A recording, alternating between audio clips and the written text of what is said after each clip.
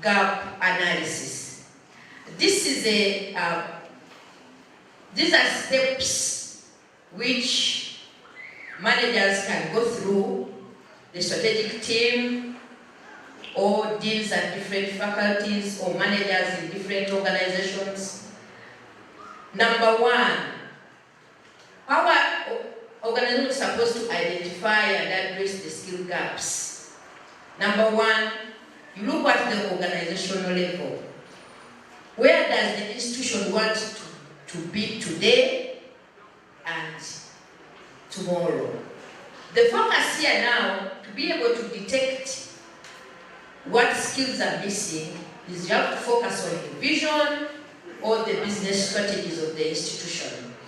For example, is the institution in for automation? Is the institution in for e-commerce? Is the institution in for online learning? It depends on what is the sector of that institution where it belongs. Number two, you look at the individual. The individual here is the employee. What are the skill sets that you possess today? And what are the skill sets that are needed to accomplish those other dreams of the organization? If the organization is into online learning, for example, do you possess, what do you have as an employee today, and what is that is missing? Then in number three, what should organizations do to acquire the missing skills? Institutions now, this is the time when you should look at training of staff, and several training methods can be used, both on the job and formal instruction. These methods are able to equip the employees with the required skills. But what is very important is the learning outcomes should be achieved. There must be transfer of learning. As I conclude, organization leaders should identify those essential skills missing and empower the current staff through training as opposed to hiring all the time.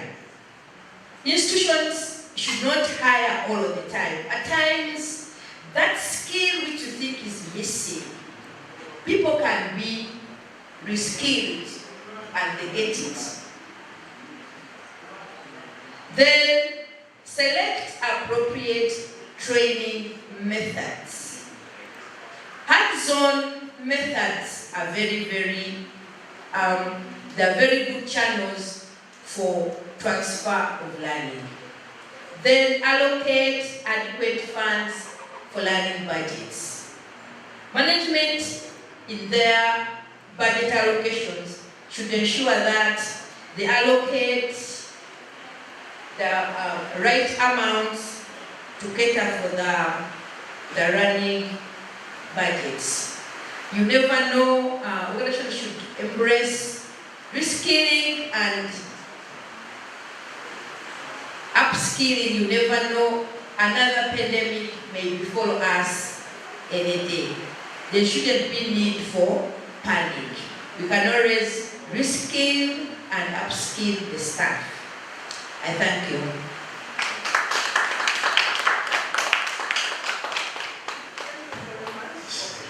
Thank you very much, Dr. Susan, for that. Beatrice, sorry. Thank you very much for that. Very, very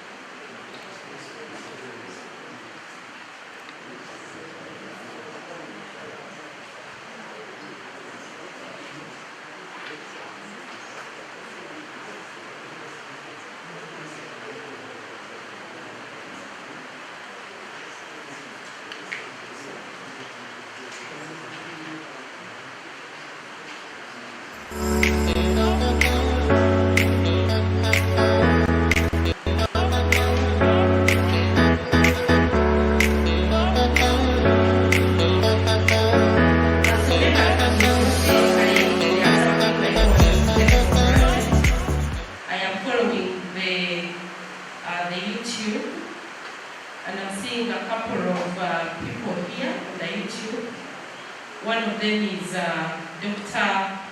Monica Ronga.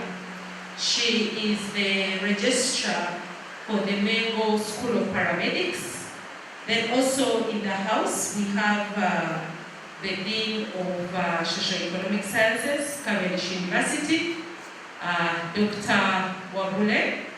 We have representatives for the Dean of Law, that is land friend Pauline Mienda, and another land friend there called Ayeranga. I don't want us to miss them. Then also we have heads of departments from the Faculty of Business and Management. That is Mr. Olar Ronald, and I don't know if I missed Mr. Pule, if he was in the house. Yeah, I don't want us to miss them. So if you can share and look at some of the comments, we might not have time to take care of all the comments as we go through, but capture them for your own learning, for your own improvement of the paper.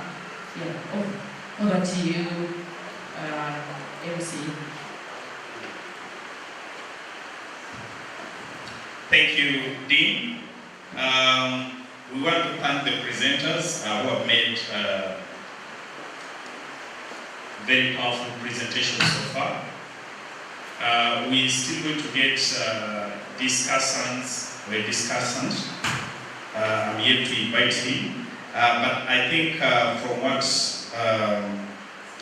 Dr. Faith was doing, we still want to recognize our online audience. And I'll just read a few. Mr. Peter Okenya, we acknowledge your presence. Francisca Edwards, Luanga MCC, Michael Mawadri, Lokan Augustine Koito, Emmanuel Friday, Usingwire Dore, Swangit Skopas, Wafula Kennedy, among many, and Catherine Nasasira, and Brenda Rose. We thank you all who are online. We are not taking you for granted, and I hope that we are able to give you very clear pictures, presentation, and the slides for that matter. Okay? At this point, we're going to invite our discussant yet again. He looks to be the bull in the crowd, and that's none other than Dr. Sadat. Can we give him a round of applause once more? So as he makes the presentation, those who came late, we've still requested you that this event is live on Tanya Innovations Africa. It's the company that is doing for us the streaming. Just go to your YouTube and kindly subscribe. Besides this event, you'll be able to get many other innovative programs, especially for those who are in business, for our friends from Cameroon, South Africa, Europe, presentations about many other innovation things that you can be able to follow, which will be helpful, and even maybe with your students. Thank you.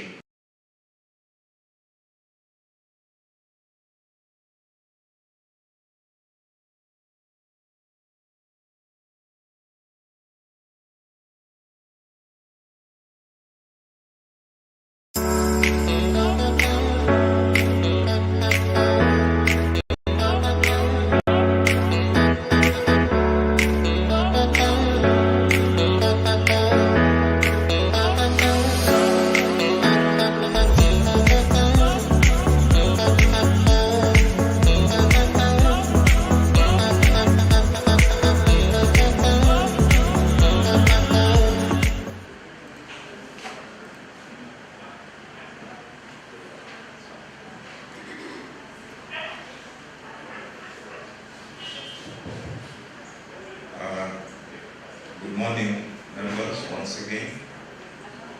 Dr. Lutaya Sadat. I want to discuss this paper, reskilling, upskilling, narrowing the skill gap with SMEs, small and medium enterprises. In my introduction, upskilling basically is acquisition of training, but with an objective of adapting to the changes within the environment. And then reskilling is acquisition of these new skills with the core objective of changing guard. In other words, you are either going to be promoted, you are either going to have a lateral movement within an organization, or you are going to have a transfer. So this reskilling aims at preparing the person for a new position. Upskilling prepares a person for the new changes within the environment. These two have been equally paramount, especially during the post-COVID era. They present a lot of advantages that culminate into the competitive advantage of business as pronounced by the resource-based theory. It has numerous contributions to the proper functioning of any organization, be it small, be it medium, be it large. Among the advantages of reskilling and upskilling is that it promotes economy within the organization. We have been in COVID where all organizations needed to cut their costs, and this upskilling and reskilling helped in doing that. Why? It limits supervision. If you train these people very well, you don't need to supervise them all the time. And then it also reduces the number of workers. Take examples of universities from physical to online. You have been handling 3 sessions, weekend, distance, and then day, joining them all at once. It reduces the number of workers, there's no doubt about that. The number 2, it simplifies the work, hence enhancing job satisfaction. And when people are satisfied with what they are doing, definitely this enhances their productivity. And then number 3, it limits the indirect costs in terms of legal penalties, in terms of safety costs, and then repairs and maintenance, because people will be doing exactly what they ought to know. And then it also reduces external recruitment, because you aim at promoting people you already have. External recruitment comes with lots of additional costs, advertising, training, and then selection. All these are costs to the organization. And then, importantly, it promotes succession planning, hence continuity in the performance. However, as you read from the benefits of upskilling and reskilling, it has some associated consequences. As you reskill and upskill your workers, be prepared for the consequences. Among them, it comes with a cost. Training is very expensive, and it will require an institution to have a relatively huge investment. And then number 2, there is a possibility of staff being pinched or snatched by the competitor.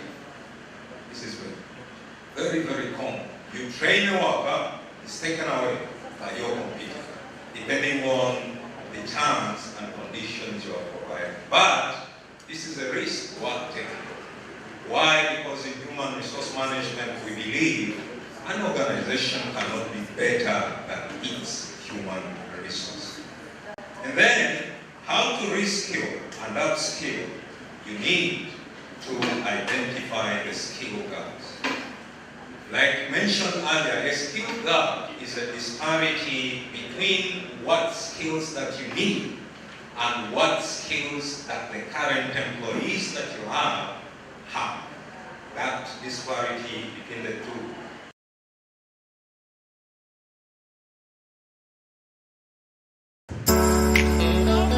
It's a skill gap. Now, the European Center for Development of Vocational Training identifies 6 steps of skill gap analysis. How to identify a skill gap. Number 1, First of all, state the organizational strategy, call it an objective. What do you want to achieve in skilling or reskilling and upskilling these workers? Number two, identify the roles required to achieve each of the objectives identified above. Then number three, create an inventory of the skills required for each of the roles. Then number four, make an inventory of the skills possessed by the employees. And then number five, identify the disparity and six, close the skill gaps. However, as I conclude, much as reskilling and upskilling is that important, there are some human resource facts to this effort that need to be noted. Number one, some staff may take long to be upskilled and reskilled. And some may completely fail to be reskilled. This therefore makes dismissals and demotions inevitable in organizations. So much as we promote upskilling and reskilling, some people do not adapt. Then number two, some skills may be too sophisticated, but urgently needed according to the circumstances within the organization. Now, this makes external recruitment and outsourcing equally inevitable. And then lastly, there is a tendency with many management in organizations of economic discrimination in the skilling of workers. And this, at the end of the day, will compromise the whole strategy intended to be achieved. For example, if I take an example of a university, your strategy is to reduce the attrition of your customers and promote customer loyalty. You go ahead to train the admins and the lecturers on how to properly handle your customers. And then you discriminately ignore the security guards from the skilling and upskilling, forgetting that they are the passage of these customers to the people you are training. Now, a customer will lose their appetite at the inception before he even interfaces with the people you have trained in this kind of skill. So, if we are upskilling and reskilling, we should look at the general perspective of the workers as long as they are attached to what you want to achieve. I thank you.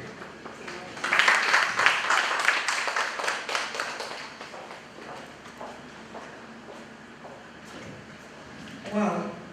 Thank you very much, Dr. Sadat. Another round of applause. Madam Beatrice and Dr. Sadat, that is really, really very key to the human resource development. I think it is time to take some questions. It's time to take some questions. And from the two presenters, that is from Dr.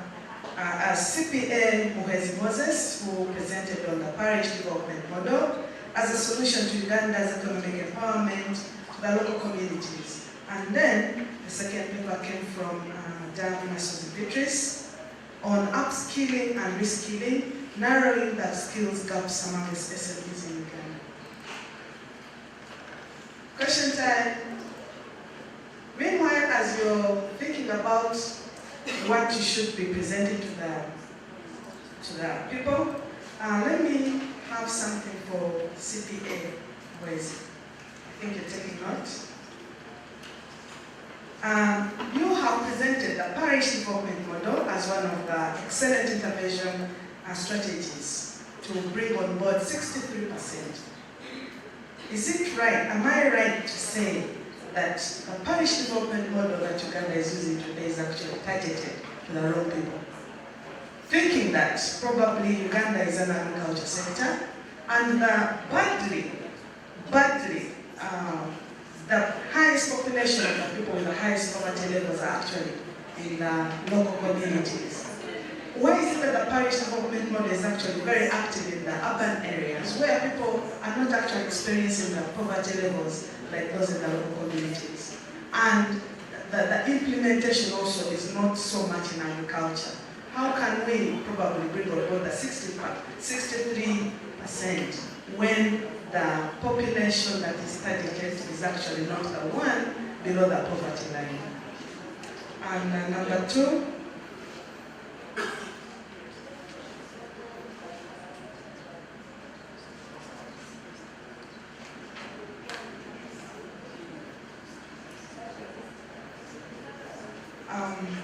another one is the value addition, CPM Wezi.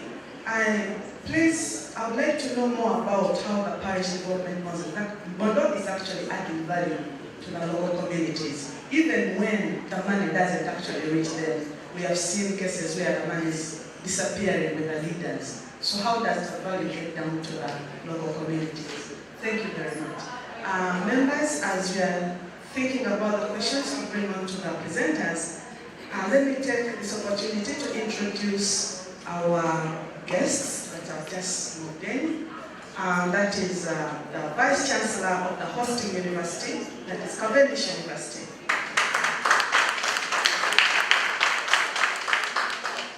And the Vice Chancellor of Nkumba University.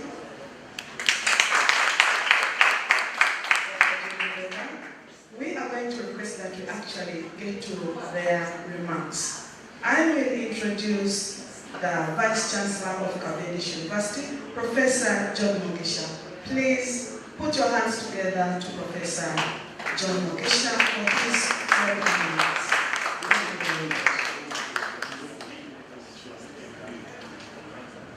Thank you very much. The coordinator of ceremonies, the Vice Chancellor of Nkumba University, Professor John Mugisha, friends who have been organizing this, the deans of faculties of business from Nkumba University and Cavendish University, Uganda, other deans and senior lecturers, members of management, members of the teaching and non-teaching staff, students, or invited guests, ladies and gentlemen. You are welcome to Cavendish University, Uganda. It's a pleasure for me to welcome you to Cavendish University, Uganda.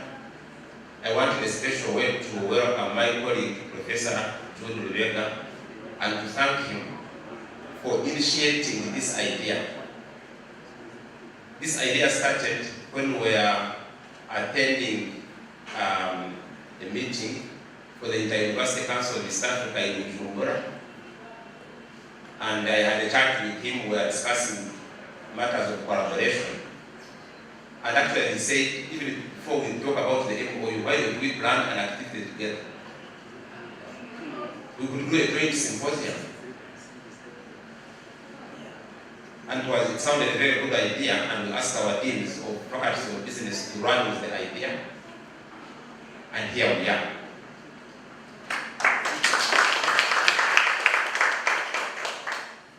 It's going to be an annual event. We have already agreed, and I think the coming ones will even be better. So this is not just a symposium. I think there will be a dialogue this afternoon, and so it's only going to get better. But I want to mention that for us as Cavendish University, Uganda, this is part of our focus. Our focus is not just to transform students, but also to transform communities, transform organizations and the productive sector to function better, to perform more efficiently and effectively, and to be tools that can meaningfully quicken the advances we are making as a nation and as a region towards achieving a middle income status. You will agree with me that symposia like this one are one very good way of engaging in evidence-based discussions that can result into papers that can impact policy and give us a lead a big leap forward in that direction. Another area of focus we have as a university is promotion of students' employability. Universities didn't mind so much about students' employment.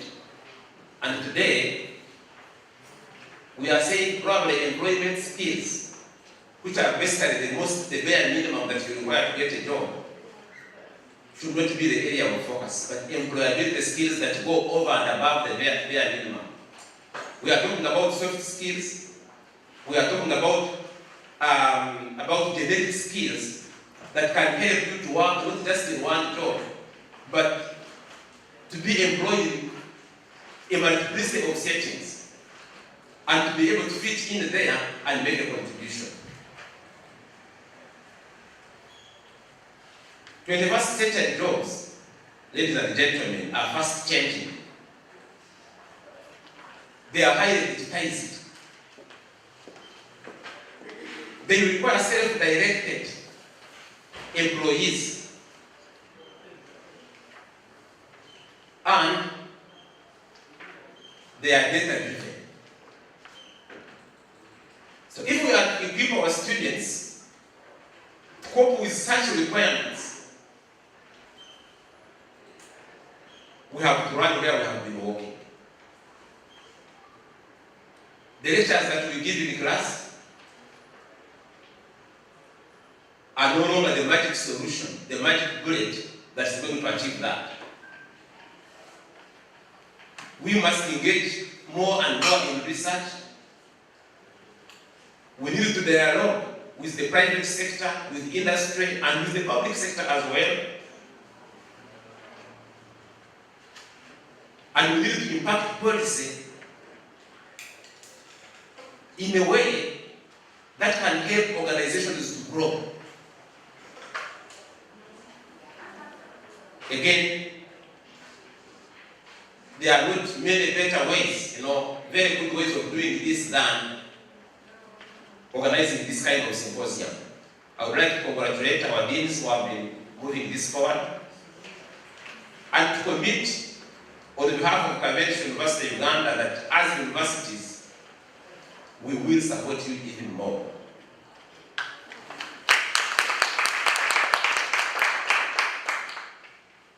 So you are assured of our support. I would like to thank you all who came to participate in this, and to thank our participants online, because I understand that we have several people participating online. We look forward to very fruitful deliberations today, and I wish you all the best. Welcome again.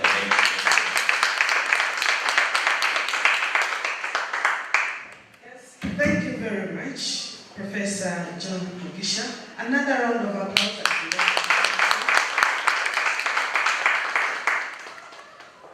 Let me take this opportunity to welcome another think tank.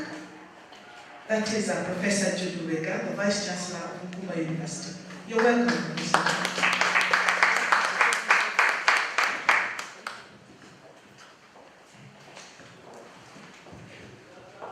The Vice Chancellor, Professor John Mugisha, Vice Chancellor for Cavendish, my friend, my OB and everything.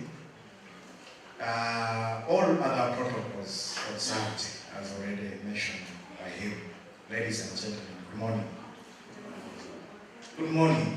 Good morning, sir. Yes, I'm aware it is not yet here. It's coming, it's on its way. I would want also, in the first place, to thank so much Professor John Mugisha for agreeing on the proposition I made, after seeing that there are so many universities in the country that are not working together. And when we are teaching all of our students, we are in the same business, but we feel we need to be competing between each other than working together. And you are aware that as a group you can move so far. This is why we propose that we need to start working together so that we can benefit from each other. We have completely different weights on us, Cavendish, Nkumba, which we can tap into and see that we can support each other in growing academics within our institutions. So it was in that spirit, and I thank him so much. We agreed, and here we are. So the deans, Dr. Faith Abiona and Dr. John Biamukama, thank you so much for accepting to take on this and seeing that we can work together as independent private universities and be able to realize something of this kind. As the VC Cavendish said, this is just the beginning, and it's always the beginning always of this nature. Next year we are going to have something so big and magnificent. We are going to start so early to prepare for this, because I know it can benefit a lot our students, especially the postgraduate students, to be able to come and tell the story. You know, the more you discuss about your research, the better it becomes. You close it to yourself. One day when you are finally presenting, that's when you know that whatever you're presenting is already old. Somebody presented it far back. So these such events are very, very, very beneficial to postgraduate students. And I'm sure many of you here are postgraduate students, and I thank you for coming to attend such an event. I know some people in here are probably from the industry, and we should be encouraging quite a lot of these people to come in and tell the story. Sometimes what we teach in business is not exactly what they are doing in the industry. So by bringing them here, they will actually come and tell the actual story of what is done in the industry. And by sharing ideas between each other, you are even gaining more from them. So I would really, really want to encourage participation from the industry in the forthcoming events, so that we can really get the industry even coming closer to us. You never know, benefits of internship and the like can become a result of such an event. So we need to encourage them more and more. Something else I want to note is that this is a start of so many other things. Probably the deans are going to have to lead on to this. In January, I would want to attend a session where the Dean Cavendish and the Dean Nkumba actually in a mini workshop of grant proposal writing. We start working on even proposal writing for our institution, so that we collaboratively look for these resources to benefit our institutions. The collaboration has started, and I think it's not going to stop here. That's one of the activities I really want to encourage, and good enough I know both the deans, so I'll be hitting them so that happens. And then also, I would want to see that whatever is happening here does not stop on today. We would want to see a monthly webinar organized by Cavendish and Nkumba University, happening monthly. So the next year, 2023, I will count 1, 2, 3 up to 12 webinars happening, where we have somebody from Nkumba and Cavendish discussing on a pertinent topic. It doesn't have to be a full day, it can be a few hours, but you keep the public aware of what you're doing as two business schools. I think that will take you far if you really move into that direction. So, ladies and gentlemen, once again I thank you for coming for this event. I thank Cavendish University for allowing us to come and collaborate together. These things of MOUs will come at a later time. Let's first walk, and they will find us on the way. One day, we probably even will see us sharing stuff officially. If we have Dr. Sadat here very good in something, why not come and do something here in Cavendish, and then we have Faith coming over to Nkumba also to teach something? That is the sort of relationship we want to get into. We are not losing anything, but we are simply working together to make sure we benefit out of the relationship we are starting today. So that's the journey we are going to take. Me and the VC Cavendish, we are very convinced onto this, and we shall make sure it does work. I thank you so much, my team from Nkumba University, thank you so much for organizing for this and coming, and encourage even others to join you next time. And the ones from Cavendish, also thank you so much for coming for the event. And I'm sure you're not the only people. Encourage others to attend. These events are very, very, very good, and they push you for, especially the researchers. Thank you so much, and wish you a very, very good day of deliberations.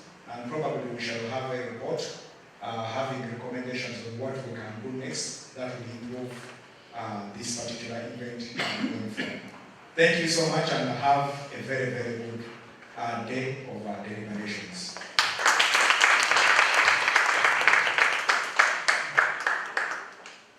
Thank you very much. That was the Vice Chancellor of Nkumba University, Professor Judy Breaker, and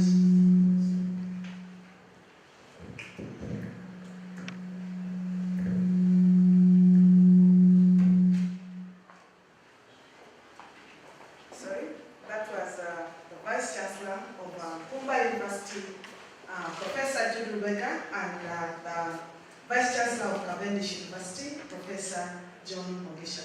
Thank you for walking the talk. It didn't stop at that table where you guys are having that meal.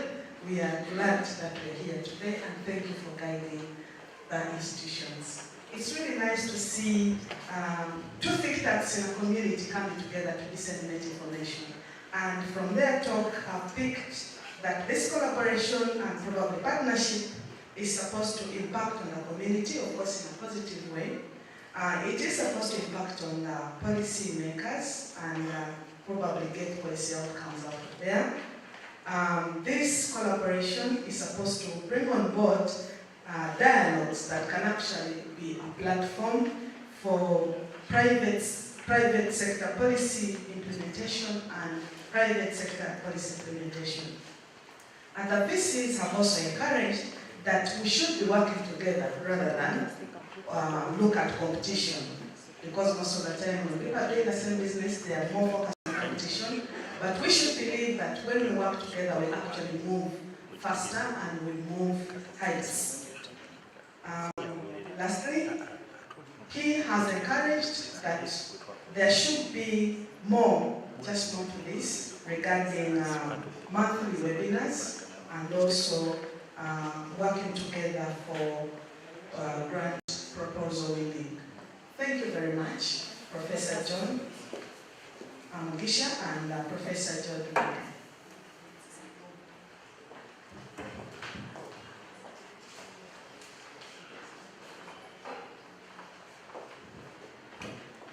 Okay, let me welcome Dr. Faith.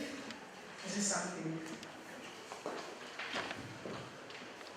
Thank you, MC.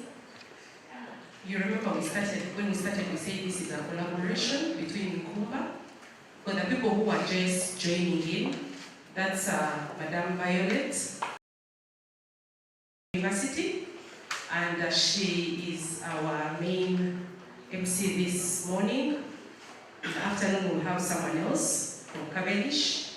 But before we break off from this session, I know most of us are hungry. But even if we are hungry, we have also learned. And as part of our theme, we are talking about building resiliences. So the test of our stomachs this morning is one of the big ways to build resiliency. So we are walking the talk this morning. Allow me to recognize a couple of partners who are making this symposium actually happen. Of course, first and foremost, we recognize Cavendish University, who are hosting the symposium this morning in the afternoon. Secondly, we recognize Nkumba University, who are making this happen as well, as you can see the big team from Nkumba. Thirdly, we have Tanya Innovations, who are represented by Mr. Evans Maganda, who are making sure that we are live and are keeping us in touch with the world. We recognize all the other members who are online And of course, we recognize the paper authors, the discussants, the presenters. The best is yet to come, so you can't change that diet if you understand that. So stick here. So we are breaking off for the tea, but as we are breaking off, we are going to stand outside there. The Lord has given us very good weather. Outside, we have our big poster. We'd like to keep these memories for the faculty, for the university, and for the generations to come. If you read the Bible very well, somewhere in Genesis it says, Jacob was directed to plant, to stick a stone as a mark of remembrance. So we want to stick a stone outside there as a mark of remembrance that the business symposiums are here to stay. So we will not take a lot of time, just straight all of us down, take the group photo, do the tea for the people who are doing the tea. It's a working tea, so you pick the tea and you come back here and sit. And that will be it. We proceed. The papers are ready, so we want to keep this going and redeem the time of missed in the morning. I thank you members online. Don't move. We are just breaking for 10 minutes and coming back to continue. I thank you.